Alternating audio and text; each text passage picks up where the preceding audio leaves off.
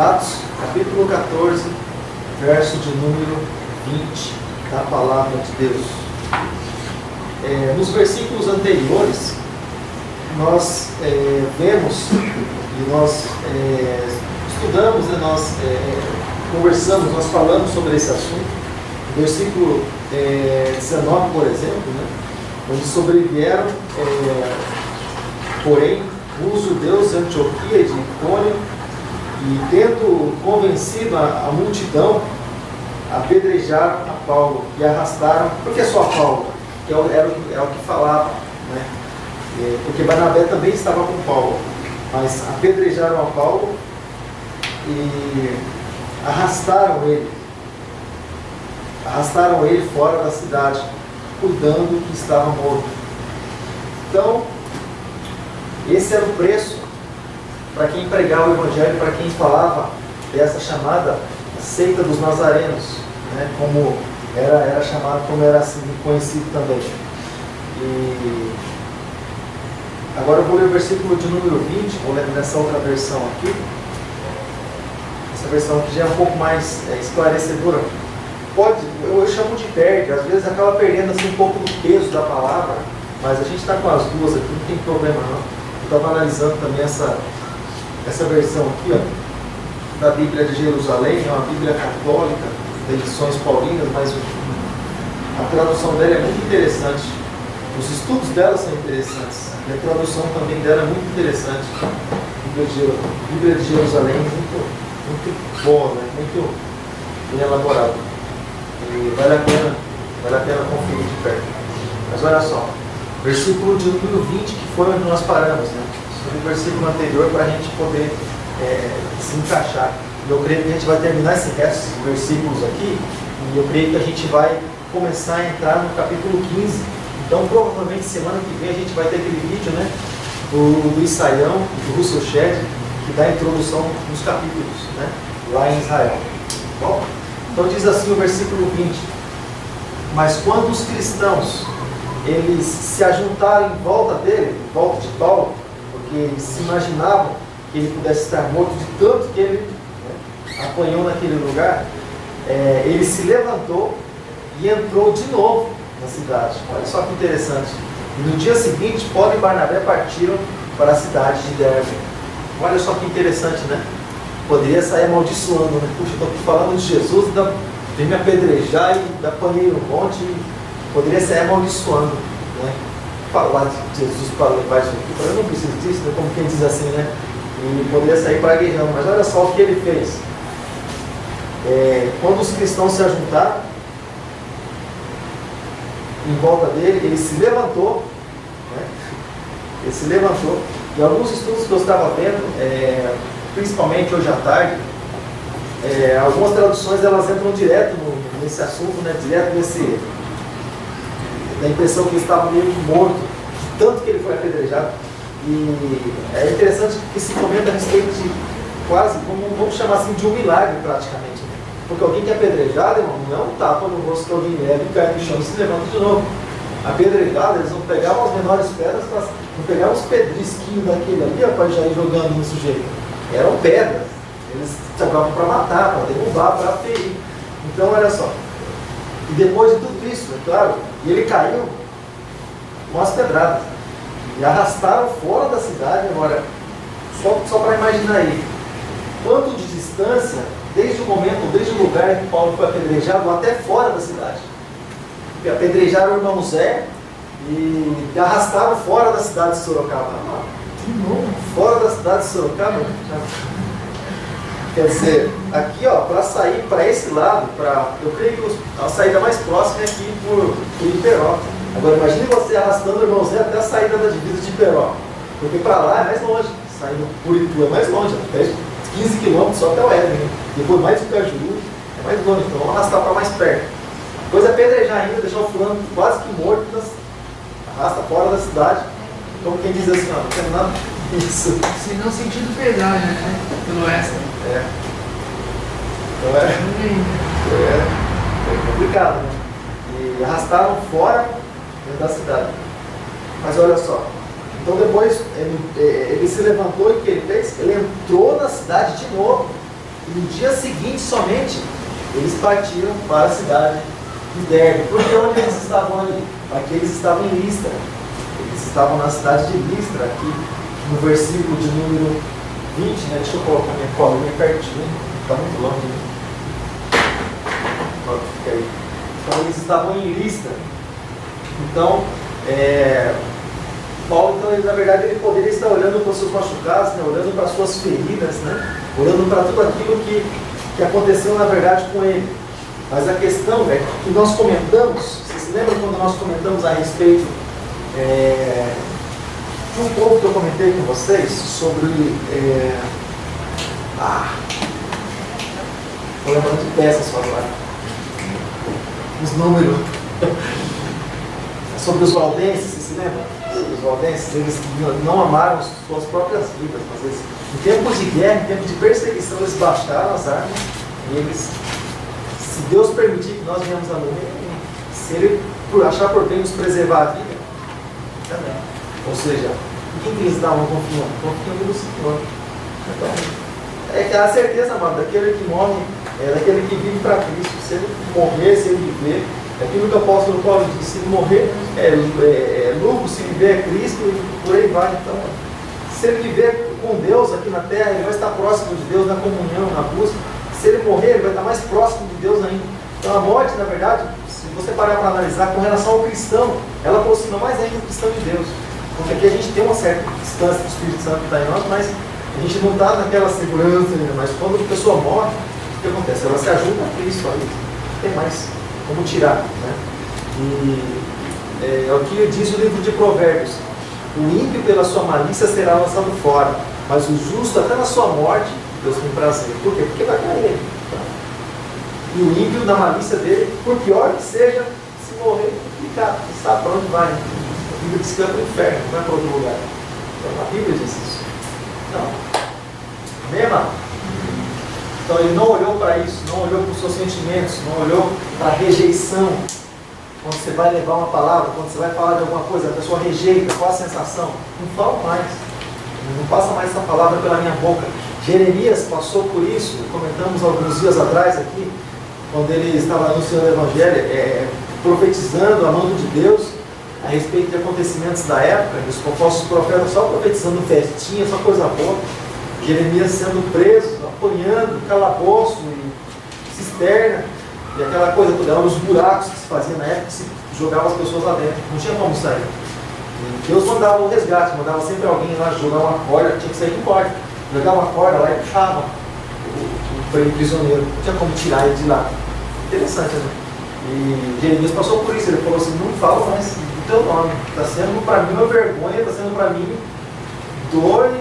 Mas no mesmo versículo, põe uma vírgula, espaço de tempo, no mesmo versículo, o coração dele começou a arder, de certa forma que a palavra de Deus não saía da boca dele. Amor a Deus, amor à obra de Deus, amor ao Evangelho, amor à palavra. Amém, irmãos? Amém? Amém. Então Paulo, ele não estava olhando para isso, mas Paulo estava olhando para aquilo que ele deveria realizar, para aquilo que ele deveria fazer. O que ele deveria fazer? A obra de Deus, a obra que Jesus chamou para que ele fizesse. Você pode pensar assim: mas ainda bem que Jesus falou, foi só com Paulo. Ainda bem que Jesus não falou comigo. Existem algumas pessoas que a gente fala assim, que comentam assim com a gente: irmãos, eu não senti de fazer isso. Se eu sentir, eu não entendo, amado. Alguém mandou a gente fazer faz mais de 2000 anos, a pessoa ainda tem que se sentir para fazer. Né? Eu não senti de abençoar, ou não senti de ajudar o irmão, ou não senti de orar por alguém, não senti de interceder, não senti de sentir. Então está escrito, ó. Na verdade é a obrigação do cristão. Quando a palavra do Senhor ela nos envia, ela nos manda, o Senhor ele não pergunta, vamos dizer assim, condição ou como que nós estamos. Ele diz: vai, ide, independente dele. Não pergunta para nós se a gente pode ou não pode. Por quê? Porque Ele próprio é que dá o respaldo. Ele próprio é que coloca a palavra na boca. Ele próprio é que dá o suporte. Então, se Ele diz vai. Poderia falar assim para os discípulos assim: olha, tragam tudo que vocês puderem com vocês para que a gente possa ter assim os mantimentos que sobram. Então a gente não vai passar necessidade Jesus poderia falar isso para eles, mas Jesus falou assim: não traga nada com vocês. Não traga bolsa, não traga alforje, não traga nada. Não traga nada. Como quem disse, vem com a roupa do corpo. Lá no finalzinho do ministério, Jesus falou para ele: e aí, faltaram alguma coisa para vocês?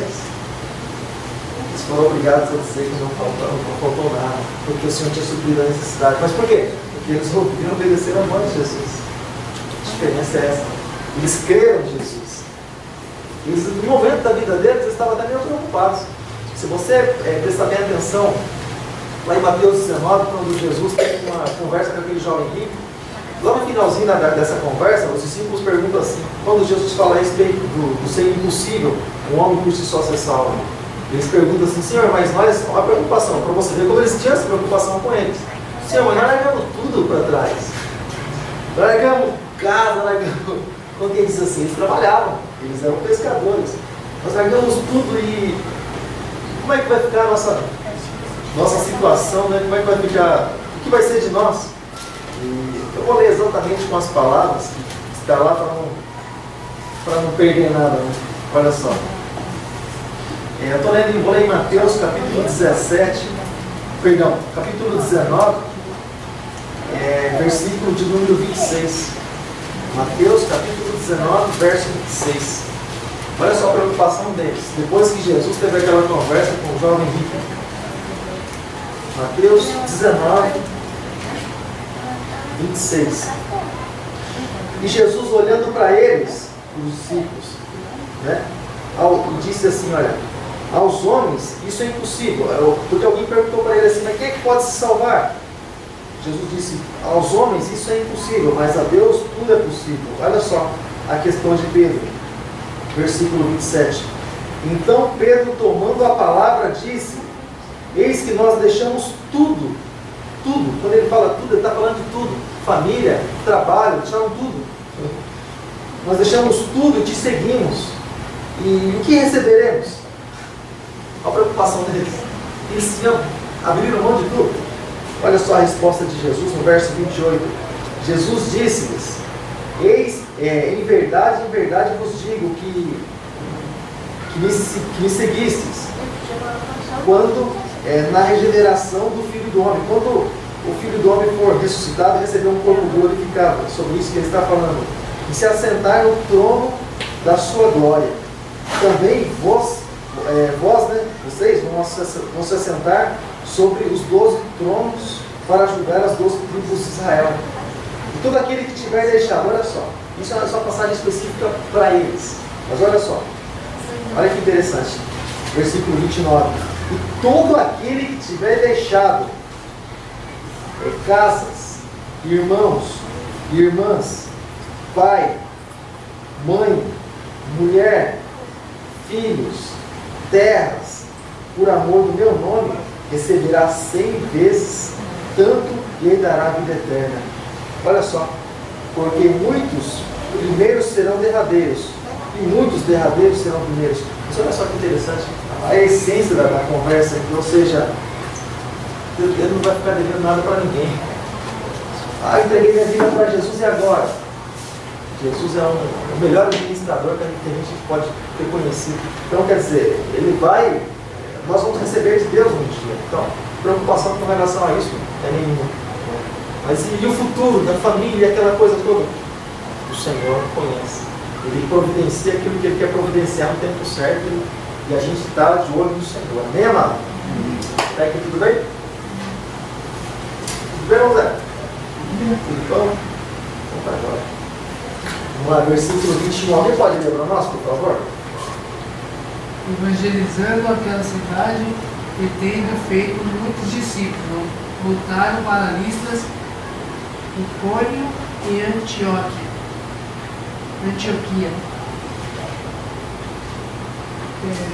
21. Não? É só o 21. Bem amado. Então, Paulo e Barnabé, eles anunciaram o Evangelho, anunciaram a palavra. Quando se fala em Evangelho, irmãos, não está falando em aquelas coisas banais que a gente sempre comenta, aquelas farofaiadas, está falando em Evangelho, salvação, palavra de Deus, reconciliação, reconciliar da ira de Deus para com o homem. O apóstolo Paulo, na carta aos Coríntios, ele fala a respeito Se eu não me engano, os Coríntios, ele fala a respeito do ministério da reconciliação. Ou seja, aquilo que existia lá no Jardim do Éden passou a existir, a ira de Deus contra o homem. Jesus ele vem fazendo essa religação, então essa reconciliação através de Jesus Cristo. Então só tem reconciliação aquele que se achega a Jesus. Caso contrário, a ira de Deus está sobre a pessoa. Por isso que nós falamos que sem Jesus não existe salvação. Não existe salvação. Alguém estava até comentando com a gente alguns dias atrás, né, a respeito disso. Né? Eu tenho dificuldade de ficar quieto quando eu escuto as coisas assim. Aí é a respeito do fato de alguém ser bom, de ter um coração bom. Isso não leva ninguém para o céu. Efésios capítulo 2, verso 8. Ninguém é salvo pelas obras para que ninguém se glorie diante do Senhor. Salvação é um dom de Deus, ninguém paga por isso, ninguém é salvo porque é bom. O apóstolo Paulo diz, 1 Coríntios capítulo 13, eu poderia entregar meu corpo para ser queimado. Se eu não tiver amor, nada disso me adianta. Amor, como assim amor? Jesus disse, aquele que me ama, o que acontece com ele? Ele segue os mandamentos. Então, se eu fizer com amor, seguindo a palavra, mandamentos do Senhor, então a palavra ela surtir efeito na minha vida. Caso contrário, é só ilusão. A pessoa ela engana a si mesma, e há muitos também, que olham para ela e imaginam que tem uma coisa ali dentro. Então, sem Jesus, negativo. Sem Jesus, nós não temos direito a nada, nem esse direito que nos foi dado. Né? Então, sem Jesus, ninguém tem nada. Não precisa nem ter esperança. A esperança é o próprio Cristo. Né? Até aqui tudo bem? Então, amado, aqui eles endergam agora, né? Paulo e Barnabé anunciando o Evangelho, anunciando a palavra. E muitos moradores daquela cidade se tornaram seguidores de Jesus. Talvez na sua tradução esteja escrito discípulo de Jesus. Porque o discípulo, o que acontece com o discípulo? O discípulo ele segue, o discípulo ele é um aprendiz, ele passa a seguir Jesus. Aqui ainda a gente não tem, né, mas a gente crê que futuramente a gente vai ter um trabalho de discipulado, um trabalho de fazer discípulos. Porque é uma coisa assim bem interessante, porque a igreja ela não cresce simplesmente, eu estou falando de crescimento, aquele crescimento sólido. A igreja não cresce simplesmente quando você chega uma pessoa, outra e outra e outra. Ela não cresce simplesmente assim. Cresce em números, mas a sua essência ela acaba muitas vezes perdendo muito. Mas a igreja é interessante que o que dá o crescimento na igreja, principalmente, é quando se tem discípulos. Porque o discípulo ele tem por tendência a seguir a Cristo. Então o discípulo, o que acontece? Ele cresce sólido, ele cresce firmado na palavra. Ele não é levado pelo vento. Não é qualquer coisinha que tira ele da presença do Senhor. Ele aprende a ter os olhos voltados para Jesus. O discípulo, ele é assim. Mas é interessante que depois que eles anunciaram então, o Evangelho, anunciaram a palavra naquele lugar, depois eles voltaram à cidade de Listra. Olha aqui, no mesmo lugar onde eles foram apedrejados, eles voltaram ali, em Icônio, em Antioquia, eles voltaram para aquele lugar, ou seja, depois de alguns dias, eles voltaram para o mesmo lugar onde eles estavam. Então é interessante que quando nós falamos discípulos, vocês se lembram qual a diferença entre discípulo e apóstolo? Vocês se lembram disso? Porque a princípio os 12 eram discípulos, depois os 11 deles se tornaram apóstolos. Vocês lembram qual a diferença? Entre apóstolo e discípulo? Discípulo é aluno. Apóstolo é ensino. Mas é piadinha. Ó, Assim que eu falava o outro. Você quer? Coisa? Mordi a língua aqui. Mordi a língua aqui. Ela não falou. Nossa, eu não sabia. Você não é mais um discípulo. Não, eu quero ser discípulo ainda. Quero aprender mais. Então Paulo e Barnabé, eles anunciaram, né, o Evangelho, né? E vamos lá, versículo de número 22. Alguém pode ler para nós? Versículo 22. Eu vou ler, peraí. Falar de si. Futuro apóstolo. Vou enxergar ele.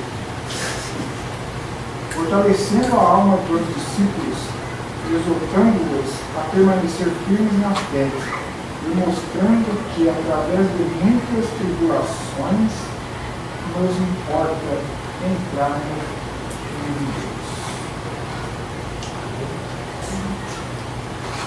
Interessante isso aí. Olha só, vamos explorar um pouquinho isso aí.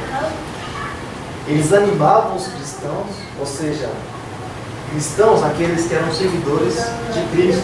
Os cristãos, eles animavam. Por que animar? Ele não é cristão, não é seguidor de Cristo? Não está com os olhos voltados para Cristo? Mas e qual a necessidade de o animar? Então, qual a necessidade de tudo isso? O Senhor, ele vem tratando a respeito desse assunto desde o Antigo Testamento, quando ele diz: eu estou pela direita, não temas isso, aquilo, não se atemorize diante dos seus inimigos, diante dos seus adversários. O que ele está fazendo? Ele está, na verdade, ele está animando. E algumas, eu comentei a respeito de uma palavra que ela substitui essa palavra, o animar, que é o exortar, né? O exortar, animar, encorajar, dar coragem.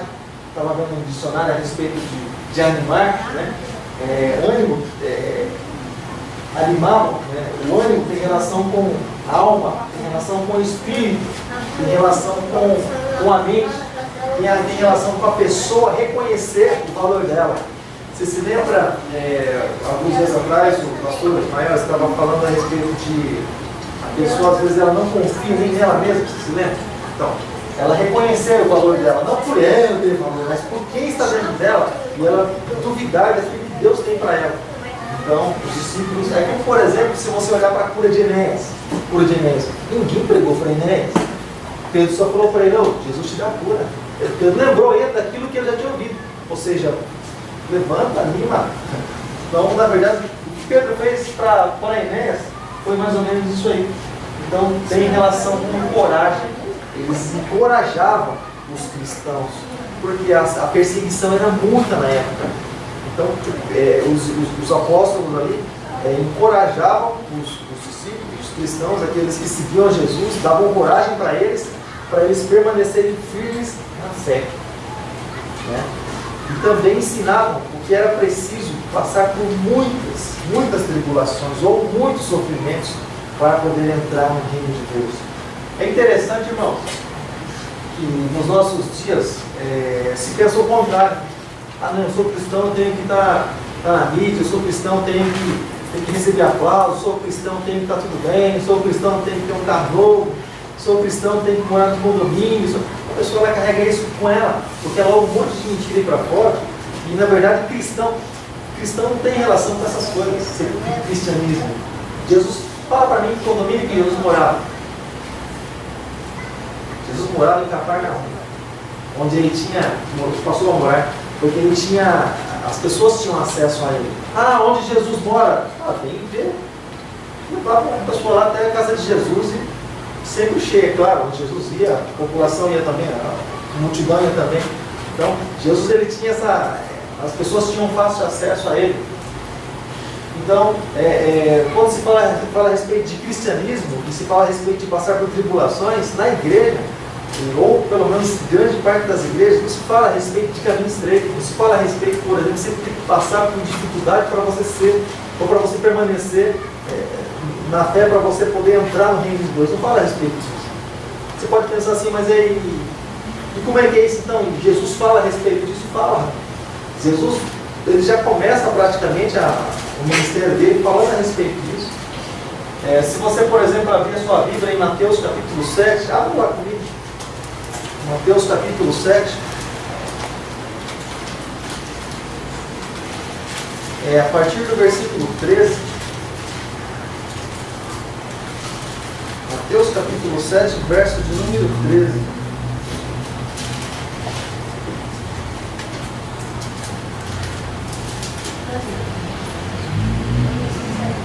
Olha só que interessante.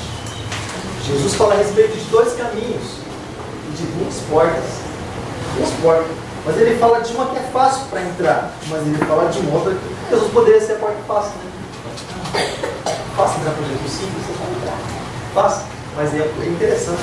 Ele fala a respeito de tesouro escondido. Poderia falar de um tesouro fácil de se encontrar, mas ele fala de um tesouro escondido. Ele fala que o reino de Deus é tomado à força.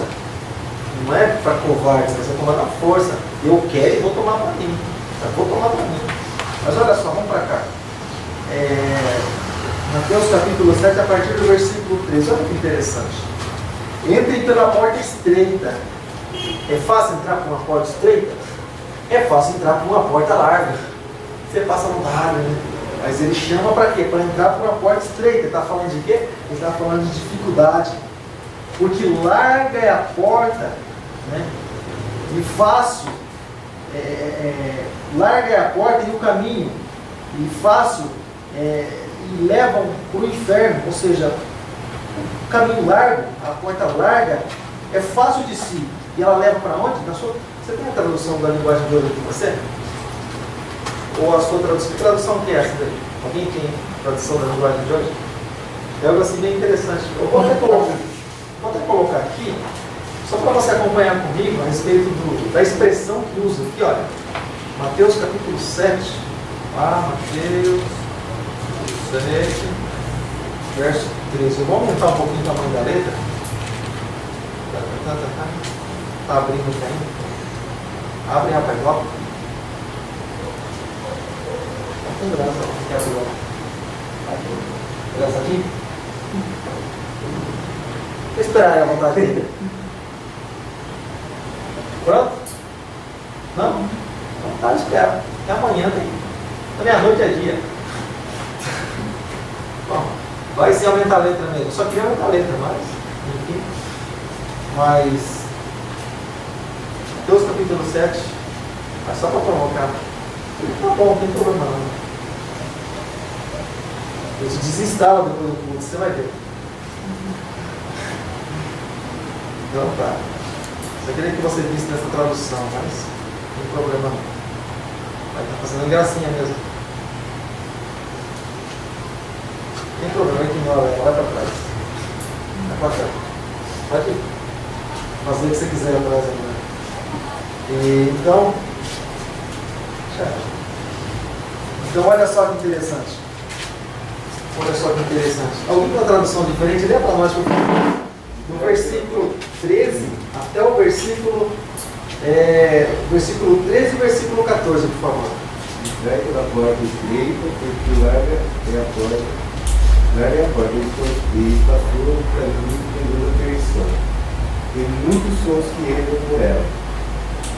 Porque estreita é a porta, e é apertado o caminho que leva à vida. E poucos há que a encontram. Olha só que interessante. Aí ele fala, é interessante, porque a expressão que é usada é aquela, vamos dizer assim, alguma coisa fica assim no ar, né? Encontro, mas espera aí, se eu não encontrar a porta e o caminho que leva a ele, peraí, como é que fica comigo? Eu vou ficar perdido? Por onde que eu vou? Então fica alguma coisa no ar, mas olha só que interessante. Entre pela porta estreita, porque a porta larga e o caminho fácil levam para o inferno. E muitas pessoas que andam por esse caminho, que é largo e que leva ao inferno. Né? A porta estreita e o caminho difícil levam para a vida eterna. E poucas pessoas encontram esse caminho. Está interessante? Então, quer dizer, voltando, né, para aquilo que a gente estava vendo lá em Atos, capítulo 14, verso 22, voltando aqui, olha só, e era preciso passar por muitos sofrimentos para poder entrar no reino de Deus. A porta estreita é renúncia, é cruz, é você renunciar à sua própria natureza, você ter vontade de fazer um monte de coisa, mas você saber que você não pode fazer porque você vai estar desagradando a Deus. Enfim, de certa forma, isso mexe com a gente o tempo todo, né? E um monte de razões, muitas vezes, que a gente tem, mas infelizmente muitas coisas a gente tem que deixar de lado por causa do Evangelho, por causa da palavra. E até mesmo a gente abrir mão de muitas coisas por causa do Senhor. Né? E a gente está no versículo de número 22. Né? Então, o sofrer, né? O passar dificuldades, Jesus ele sempre falou por várias vezes a respeito desse assunto. Né? Eu marquei um capítulo aqui também, Mateus 19, verso 23, você pode procurar aí? Mateus capítulo 19, do versículo 23 ao versículo 26. Mateus capítulo 19, versos do 23 ao 26.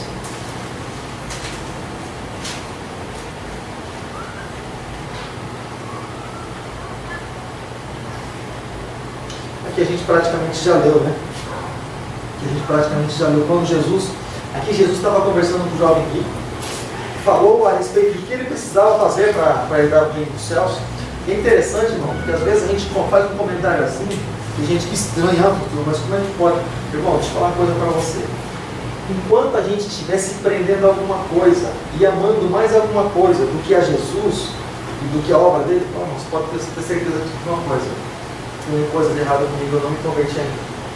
A partir do momento que eu me prender mais a alguma coisa do que a palavra de Deus, do que a Jesus, eu não chamo de conversão.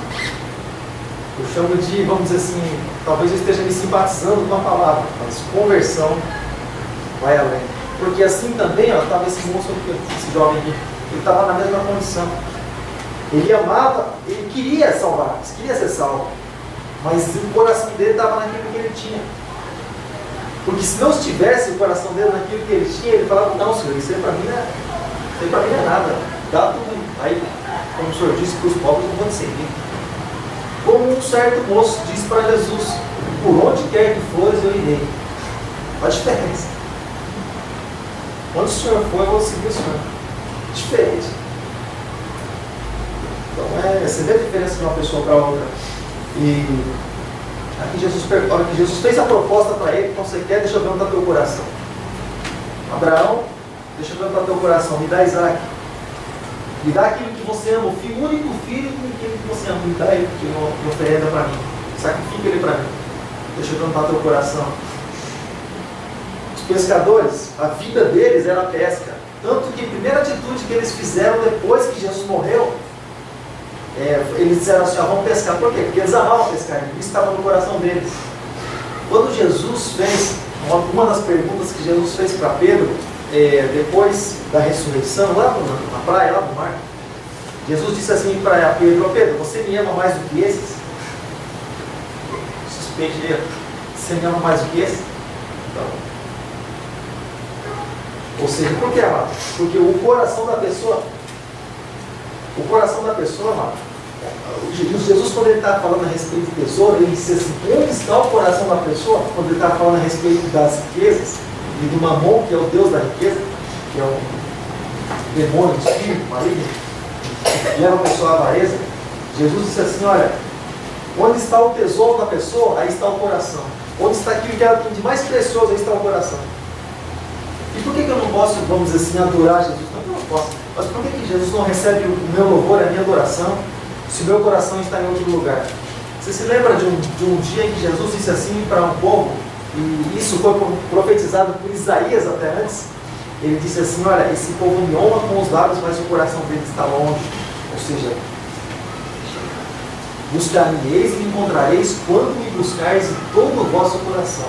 Faz uma varredura. Tira.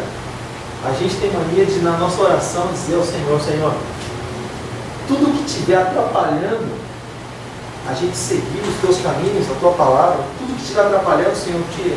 Ainda que venha buscar. Nossa oração de casa é essa. Ainda que venha buscar. Se tiver alguma pedra de tropeço, tira, afasta. Porque muitas vezes a gente não tem condição de fazer isso. A gente já ora assim, Senhor, afasta. Se é trabalho, afasta. Se é amizade, afasta. Então, afasta. Aí o Senhor faz algumas coisas na nossa vida que a gente não entende. Mas a gente entende que é para o nosso bem, para que a gente possa caminhar na presença do Senhor. Se a gente entender, bem. Se não entender, fica reclamando. Não. Aí entra na condição de murmurador, né? Aí também fica do lado de fora. Mas se a gente não entender, a gente fica simplesmente como quem diz assim, se o Senhor fez, é para o nosso bem. Se a gente entender, fica tranquilo. Né? Porque normalmente o Senhor faz aquilo que muitas vezes nós não entendemos. Aquilo que nós muitas vezes não entendemos. É como, por exemplo, esse espaço que a gente tem. A princípio a gente comprou um Jardim Rodrigo, lá que a gente estava morando. Mas o Senhor nos deu isso aqui, a princípio, a gente imaginou que eu vendia lanche aqui na porta total, né? Eu vendia lanche à noite. Dava para me manter tranquilo. Mas a questão é que não era isso, né? Aí o Senhor vai trabalhando, tirando algumas coisas, a gente não entende, mas lá no final, a gente acaba vendo aquilo que Deus sempre tem para fazer, lá no final. Então, por isso que até nas nossas perdas, a gente tem que glorificar o Senhor, porque a gente não entende o propósito dele. E se um dia nós entregamos nossa vida para Ele, a gente tem que crer que Ele está conduzindo. O bom é que quando a gente vem na igreja, mesmo quando a gente não está entendendo, quando a gente frequenta a igreja, assim, a própria palavra ministrada durante os cultos fala com você. Quando você está, eu quis dizer isso aí. Quando você está Se você estiver buscando, você vai entender. Então, As coisas vão se encaixando depois, né? Então, mas mesmo assim, na hora que você murmura, sempre tem Sim, uma sim, resposta. sim. Sempre uma resposta. Uma cobrança aqui, né? Dá pra falar, né?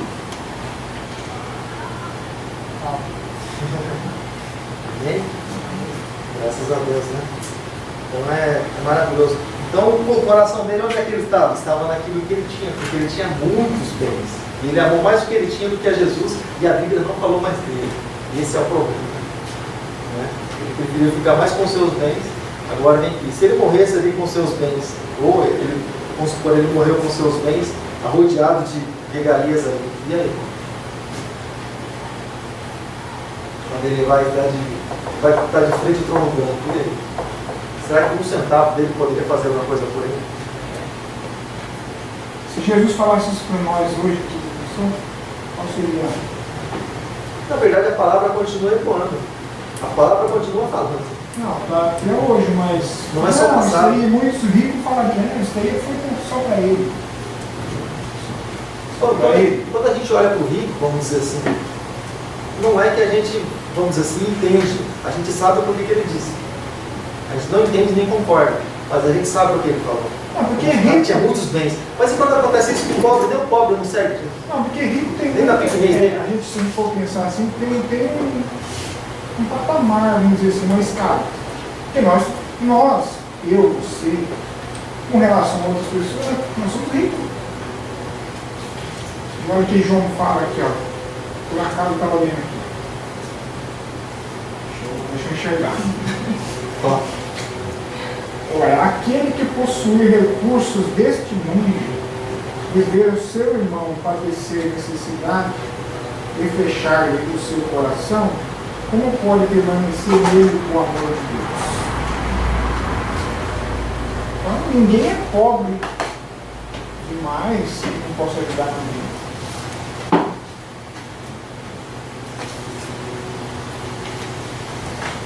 O rico é rico. João pode ser? Nem sei, né? É um monte de João. Primeiro é João. Lá nas cartas. Mas é o que a gente sempre comenta a respeito de fé e obras. A respeito de fé e obras. Lembra que a gente sempre lê a respeito disso? Olha, meus irmãos, de que aproveita alguém disser que tem fé e não tiver obras? Porventura até pode salvá-lo? E se o irmão ou a irmã estiverem nus e tiverem falta de mantimento cotidiano, e algum de vós disser, vai em paz, e aquentai-vos, e fartai-vos, e lhes não derdes coisa necessária para o corpo, que aproveito virá disso? Assim também a fé, se não tiver obras, é morte em si mesmo. É praticamente a mesma coisa, né? Que aí já entra a hipocrisia, né? Não tem, mas eu desejo boa sorte para ele. Não vai adiantar nada. Então o apego, na verdade, aquilo, a gente vive em um mundo, a gente se esquece que a gente vive em um mundo como peregrino. Peregrino, a gente está simplesmente peregrinando por alguns anos, um pouco mais, um pouco menos, mas a gente não é desse mundo, então o nosso apego com as coisas desse mundo ele não deve existir. Então quando eu me apego muito com alguma coisa e acabo trocando aquilo por Jesus, é idolatria, é avareza. Jesus falou a respeito disso no Deus Mamon, o espírito lá, que age nessa área. A pessoa ela ama aquilo que ela tem, e na verdade acaba deixando de lado o Deus que criou ela. E que um dia ela vai ter que se achegar diante dele. ela faz uma troca. Ela faz mais para a criatura do que para o Criador. Aquilo que está escrito em Romanos, capítulo 1, nós lemos alguns dias atrás. Então o Evangelho, eu considero e concilio o Evangelho com desprendimento. Não se prenda a nada, somente a Jesus e a palavra, e é isso aí, vai para Cristo. Se eu estiver preso a alguma coisa, amarrado a alguma coisa errada com o meu coração. Será que eu vou encontrar Jesus desse jeito? Será que eu vou alcançar ao Senhor? Será que eu vou atrair a presença dele preso a tantas coisas assim desse mundo? Tenho que ter, tenho que fazer, tenho que comprar, tenho que possuir, tenho que tanta coisa. Na verdade, a obra do Senhor, as almas, na verdade, que é o objetivo principal, acaba ficando para trás.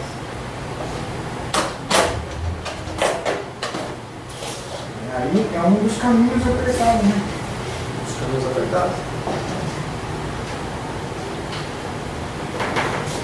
Bem? Vamos lá? Até aqui tudo bem? Quase tudo bem, né? Tudo bem. Deixa eu só chamar a flechinha. Flechinha chegar. Vamos lá, versículo de número 23. Olha só, alguém pode ler para nós só o versículo 23, por favor? O Paulo vai ler. Pode ler. Queria ler, vamos trabalhar. Tendo feito eleger para eles presbíteros em cada igreja, depois de orar com jejuns, encomendaram-os ao Senhor em quem havia crido. Amém? A gente vai isolar esse versículo aqui, no bom sentido, sem incluir no contexto, é claro, depois a gente vai entrar no 24 e 25. Mas olha só, em cada igreja, os apóstolos, né, eles escolhiam um presbítero. Então, lembra que nós comentamos? Eles passavam pelas cidades, eles abriam igrejas. Igrejas antigamente era como que aqui, ó, eram chamadas de comunidades cristãs, elas não tinham nome. Eram chamadas de comunidades cristãs, começava-se um culto na casa de alguém, ali se estabeleceu uma igreja. Então, o apóstolo Paulo e os outros apóstolos, eles preparavam alguém, discipulavam a pessoa, ensinavam, davam suporte. Depois que a pessoa estava pronta, eles iam para outro lugar. E assim, de parte em parte. Assim, Presbítero é o quê? Oi? Presbítero. Faz pastor? Presbítero tem várias, como quem diz assim, várias colocações quando se fala em presbítero. Olhando para os dons, né, ministeriais, o presbítero está entre um deles. Presbítero, evangelista, pastores, enfim, está entre um desses dons. Mas o presbítero, algumas igrejas elegiam alguns anciãos como os presbíteros, nem sempre, mas às vezes eles elegiam alguns anciãos.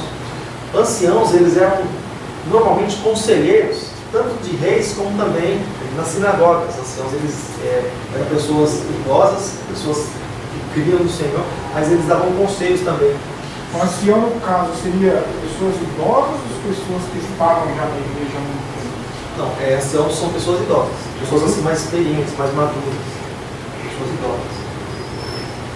Pessoas que tinham algo para ensinar, conselheiros, enfim, pessoas idosas. Então, aí entrando no presbítero, abra sua Bíblia em 1 Pedro, capítulo 5, verso 1 e 2. 1 Pedro, capítulo 5, verso 1 e 2. Se você encontrar, você pode ler para mim, por favor. Se você não, quando você encontrar. 1 Pedro fica depois de Hebreus, depois de Tiago. Você vai encontrar a primeira carta do apóstolo Pedro. 1 e 2. Capítulo 5, versos 1 e 2.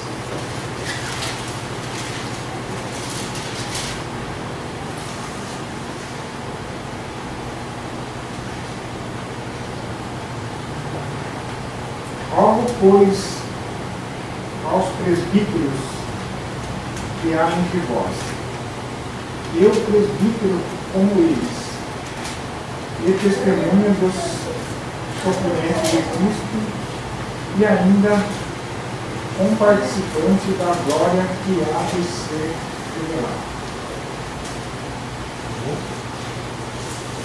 Então, o apóstolo Pedro ele também estava nessa condição. Presbítero. e também de representante, né, da Igreja do Senhor. Então o presbítero, nos nossos dias hoje, e os presbíteros eram pastores das igrejas da Grécia, estava vendo isso num dicionário bem interessante, porque é bem extenso o comentário. Então os presbíteros eram também pastores das igrejas gregas, das igrejas da Grécia. Eles eram representantes livres das igrejas. Você se lembra que naquelas cartas de Apocalipse está escrito assim: ao anjo que está na igreja de Éfeso, Laodiceia, Filadélfia, Esmirna, você lembra?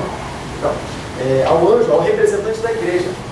Às vezes, diretamente ali o presbítero, ao representante da igreja, ao pastor, enfim, aquele que conduz o rebanho, aquele que alimenta, aquele que dá o sustento espiritual. Então, até aí tudo bem? Então tá. Alguma coisa mais nesse texto aqui, ó, nesse versículo? Os apóstolos que escolhiam presbíteros e eles oravam e jejuavam. Você sabe o que é oração? Quanto sabe o que é oração? Você é uma mão com açúcar. O que é oração, então?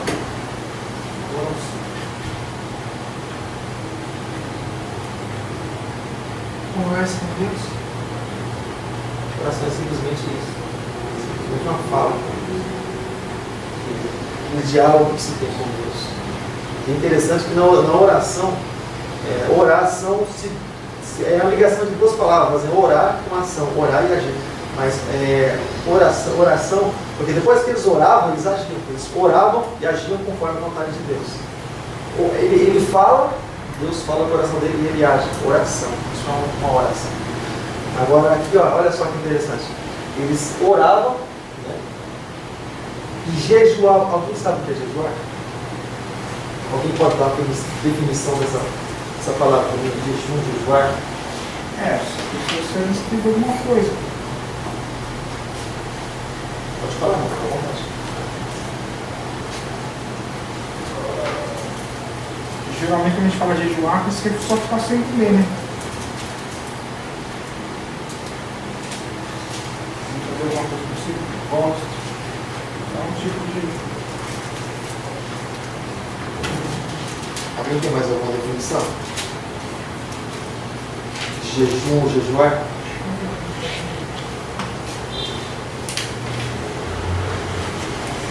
Não? Então, o jejum, né, ele tem essa definição, exatamente isso que o irmão Zé, né, já acabou de comentar. Então, o jejum, a partir do momento que eu vou jejuar, eu vou me abster de alguma coisa. E o que é abster? Eu vou deixar de lado alguma coisa, né? Segundo diz o dicionário, olha só que interessante.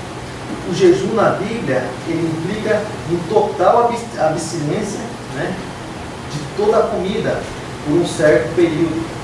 E sua duração varia entre, às vezes, dia ou algumas horas até mesmo, depende do jejum que cada um vai fazer, do propósito que a pessoa faz com Deus. Mas ninguém jejua para si mesmo, mas oferece só ao Senhor. Então, se vê vários tipos de jejum. Por exemplo, Moisés, ele fez isso por 2 vezes. Quando ele foi pegar as tábuas da lei, isso é algo espiritual, irmãos. Que a gente sempre comenta. Às vezes a pessoa fala assim, mas isso aí é coisa matéria, irmão. Tem coisa, irmão, que é espiritual. Depois não, nós vivemos uma vida e temos que olhar pelo lado espiritual. E não querendo ser espiritual demais, mas quando nós queremos algo espiritual, irmão, a gente tem que partir para esse lado. A gente tem que sair do mundo físico e partir para o mundo espiritual. Partir para o mundo espiritual. E, por exemplo, Moisés, para ele subir, para pegar as tábuas da lei, que era espiritual, vamos falar de passado, que era espiritual, o que ele teve que fazer? Ele ficou 40 dias e 40 noites, subiu lá no topo do monte, lá no pico do monte, para pegar as tábuas. Lá no final de tudo isso, Deus escreveu com o próprio dedo nas tábuas, primeira vez, deu para ele. Ou seja, o que ele teve que fazer? Se abster, deixar as coisas do mundo para trás, se esvaziar, para que Deus pudesse sustentar a vida dele. Deus podia sustentar a vida? Porque se não fosse espiritual, não teria explicação lógica para isso. Ele fez isso por 2 vezes. Quem poderia ficar 40 dias ou 20? Ele fez isso por 2 vezes.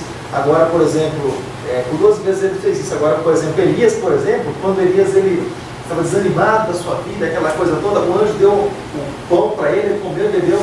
Ele andou 40 dias e 40 noites com o alimento que Deus deu para ele. Esse tempo ele não se alimentou de mais nada. Ele andou, esse tempo foi sustentado por aquele tempo. Não foi jejum, né? De certa forma, foi um sustento de Deus. Ele estava sustentado, porque no caso de jejum você não serve, né? Você não tem. Mas, por exemplo, quando você fala assim, eu vou começar um propósito de jejum, por exemplo, depois, a partir de meia-noite, vamos dizer assim, mas você janta. Começa a partir daquela hora onde você ora a Deus e você entrega aquele momento diante de Deus até o momento que você tiver com propósito. Vamos chamar assim, Elias comeu aquele pão e entregou, vamos dizer assim, entregou aquele momento até ele chegar no lugar determinado. Até então, como por exemplo, quando você entrega esse momento diante do Senhor, que você vai se consagrar ao Senhor, como ele está sustentado a tua vida.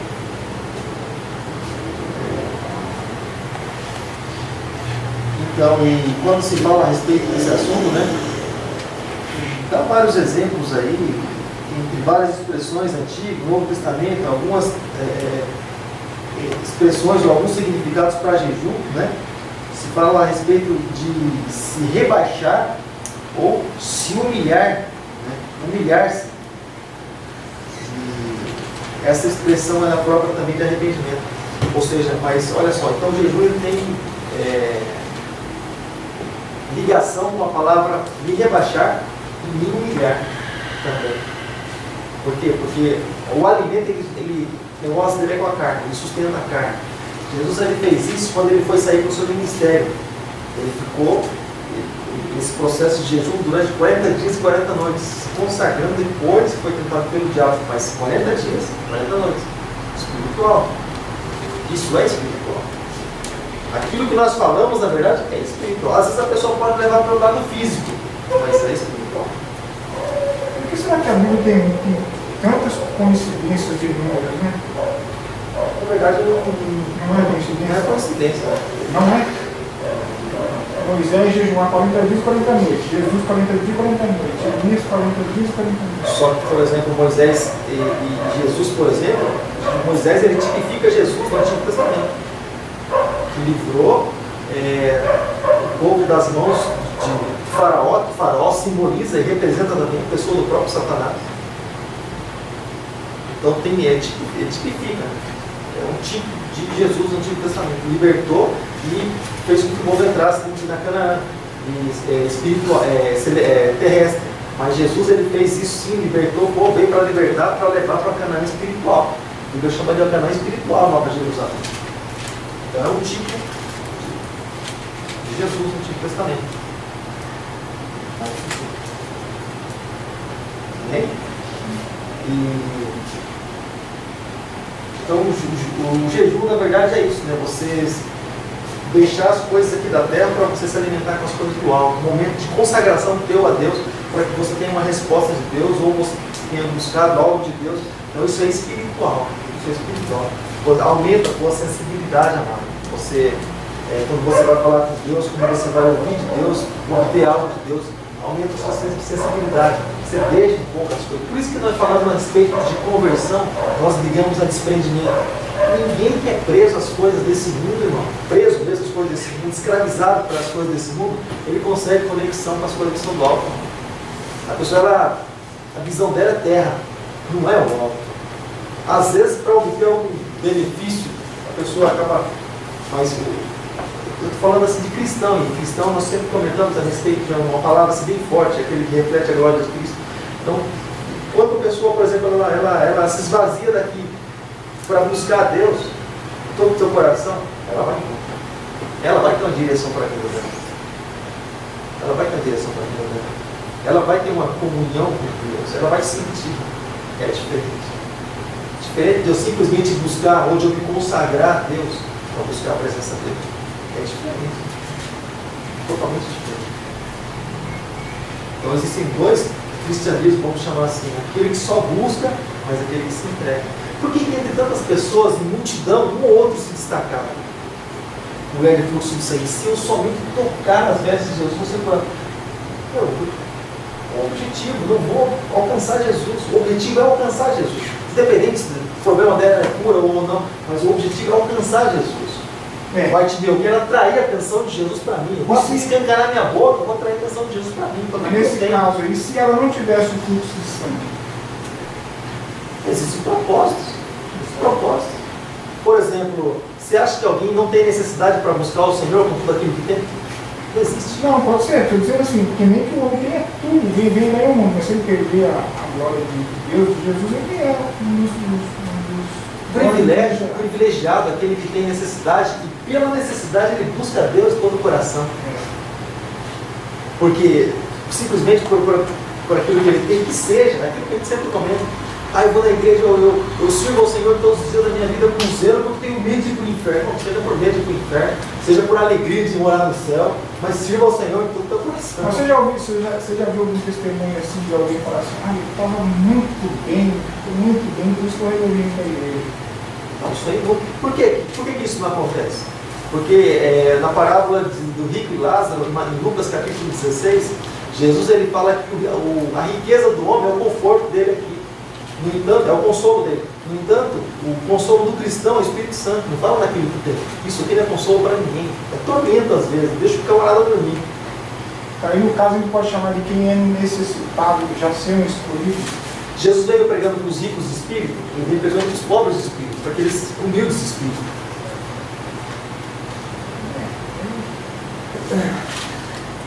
Coisas só se pensam.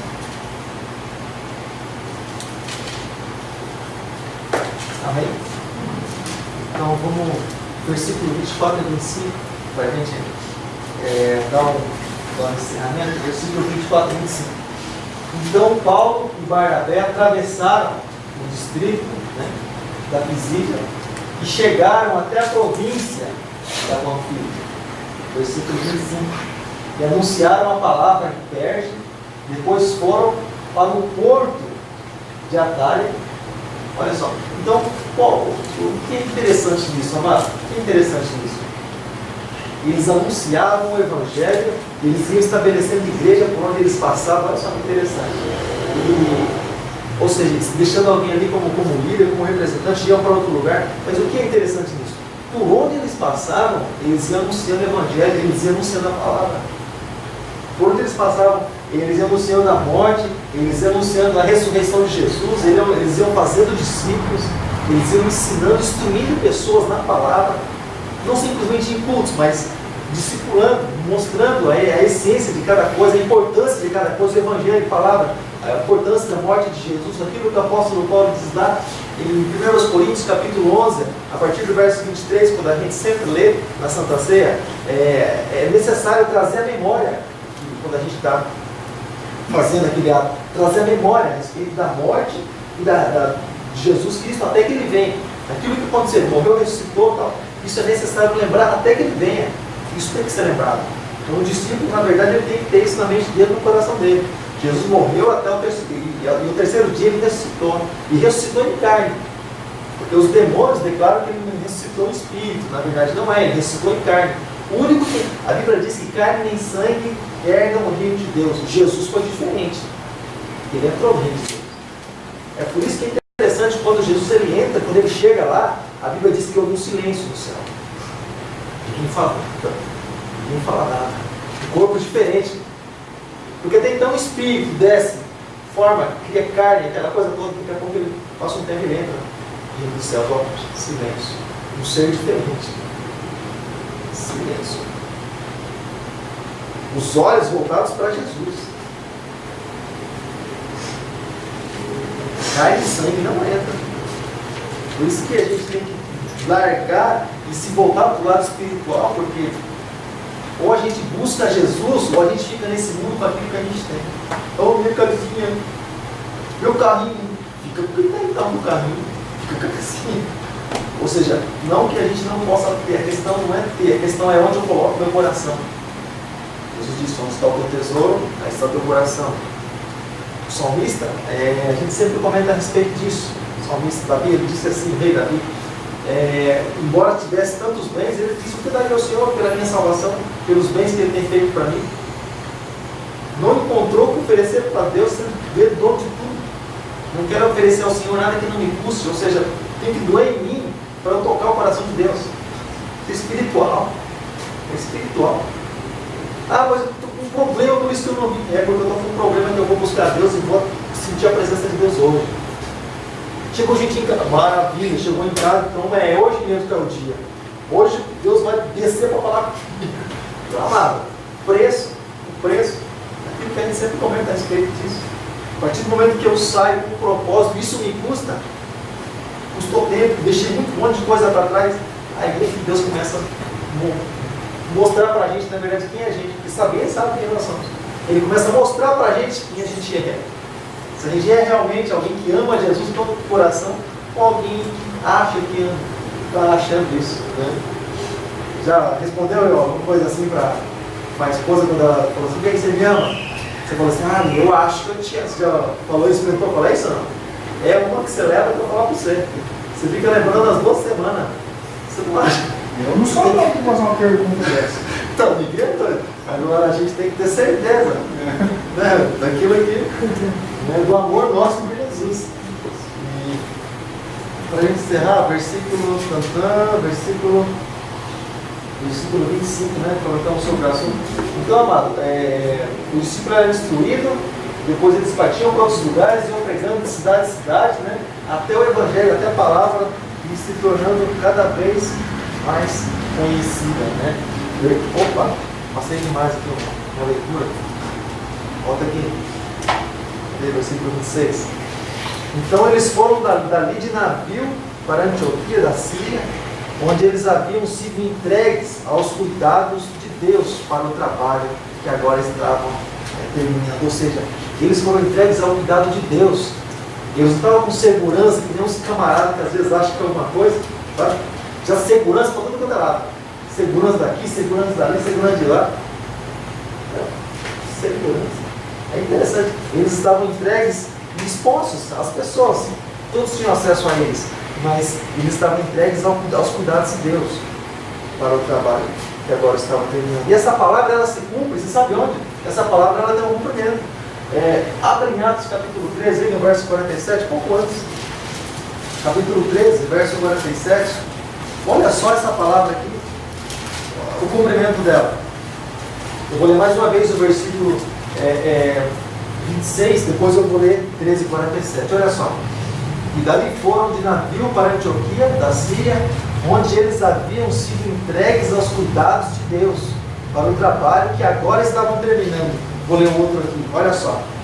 Pois esta é a ordem que o Senhor Deus deu a nós, olha só que interessante, o seu povo, e coloquei você como luz para os outros povos, a fim de que você leve a salvação para o mundo inteiro. E onde eles estavam? Pregando a palavra para o mundo inteiro. E toda aquela região ali, eles estavam pregando, levando o evangelho, estabelecendo igrejas, anunciando o nome de Jesus. Essa palavra, ela começa a se cumprir, né? Com fins da terra. Atos capítulo 1, a partir do versículo 8, o nome de Jesus revestiu eles para que eles pudessem anunciar pelo mundo todo. Para encerrar, quando eles chegaram lá, eles reuniram, né, as pessoas da igreja e contaram tudo que Deus havia feito por meio deles. E contaram como tinha aberto o caminho para os não-judeus, né, para que eles também pudessem crer. Ou seja, eles prestaram relatório, eles prestaram conta daquilo que eles fizeram. Isso era comum na época, não se fazia simplesmente. Você se lembra quando Pedro foi na casa de Cornélio? Ele levou algumas testemunhas com ele, depois ele teve que explicar para os apóstolos o que ele estava fazendo na casa de Cornélio. O que você foi fazer lá? Cornélio é gentil, não é judeu. Pouco estranho. O que você foi fazer lá? Então, ou seja, ele levou testemunhas, mas ele prestou contas também. Ele explicou para eles o que ele estava fazendo lá. Né? Prestou um relatório, vamos chamar assim nos nossos dias, né? A respeito dos acontecimentos. Versículo 28, para encerrar, diz assim: e ficaram muito tempo ali com os seguidores de Cristo, com os discípulos de Cristo, Jesus. Ficaram muito tempo ali, né? Com os aprendizes, com aqueles que seguiam Jesus, com aqueles que seguiam a palavra. Amém, irmãos? Até aqui tudo bem?